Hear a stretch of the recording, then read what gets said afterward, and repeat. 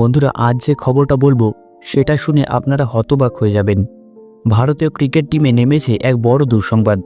হ্যাঁ, ঠিকই শুনছেন, শ্রেয়াস আইয়ার আহত এবং হয়তো খেলতে পারবেন না সাউথ আফ্রিকার বিরুদ্ধে আসন্ন ওয়ানডে সিরিজে। ঘটনাটা ঘটেছিল অস্ট্রেলিয়ার মাটিতে, সিডনির মাঠে ৩ নম্বর ওয়ানডে চলাকালীন। ভারতের এক গুরুত্বপূর্ণ মুহূর্তে অ্যালেক্স কেরির এক শট উঠেছিল আকাশে। ফিল্ডিংয়ে ছিলেন শ্রেয়াস আইয়ার, ডাইভ দিলেন বুক চিতিয়ে, বল ধরলেনও প্রায়, কিন্তু সঙ্গে সঙ্গেই পড়ে গেলেন যন্ত্রণায় কাতর হয়ে। সবাই ভেবেছিল হয়তো রিবে চোট পেয়েছেন, কিন্তু আসল সত্যিটা ছিল তার থেকে ভয়ানক। স্ক্যান রিপোর্টে দেখা যায় তার প্লীহা কেটে গেছে এবং শুরু হয়েছে ইন্টারনাল ব্লিডিং, মানে ভিতরে রক্তপাত চলছিল, যা এক মুহূর্তে তার কেরিয়ারকেও হুমকিতে ফেলতে পারত। তাকে সঙ্গে সঙ্গে নিয়ে যাওয়া হয় স্থানীয় হাসপাতালে।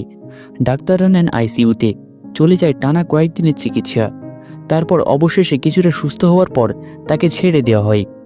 কিন্তু প্রশ্ন একটাই, এখন কি শ্রেয়াসকে দেখা যাবে ভারতের আসন্ন সাউথ আফ্রিকা সিরিজে? উত্তরটা দুঃখজনকভাবে না। বোর্ডের এক সূত্র জানিয়েছে, আমরা আইয়ারকে কোনো রকম ঝুঁকিতে ফেলতে চাই না শ্রেয়াসকে। সে ভারতীয় টিমের অন্যতম মূল খেলোয়াড়, তাই তাকে এখন সম্পূর্ণ বিশ্রামেই রাখা হবে। শ্রেয়াস আইয়ার ছিলেন ভারতের ওয়ানডে ব্যাটিং লাইন আপের অন্যতম স্তম্ভ।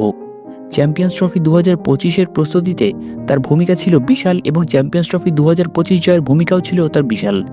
তাই তার অনুপস্থিতি নিঃসন্দেহে টিম ইন্ডিয়ার জন্য একটা বড় ধাক্কা। তবে আশার আলো রয়েছে। বোর্ড জানিয়েছে আইয়ার ধীরে ধীরে সুস্থ হচ্ছেন এবং সঠিক সময় তিনি আবারও ফিরবেন, আগের থেকেও শক্তিশালী হয়ে। বন্ধুরা, আমরা সবাই জানি আইয়ার শুধু একজন ব্যাটসম্যান নন, তিনি ভারতের জয়ের এক অবিচ্ছেদ্য অংশ। তাই তার দ্রুত আরোগ্য কামনা করি সবাই মিলে। তোমরা কি ভাবো, আইয়ারের জায়গায় কে হতে পারে ভারতের মিডল অর্ডার হিরো? কমেন্টে জানিয়ে দাও তোমাদের মতামত।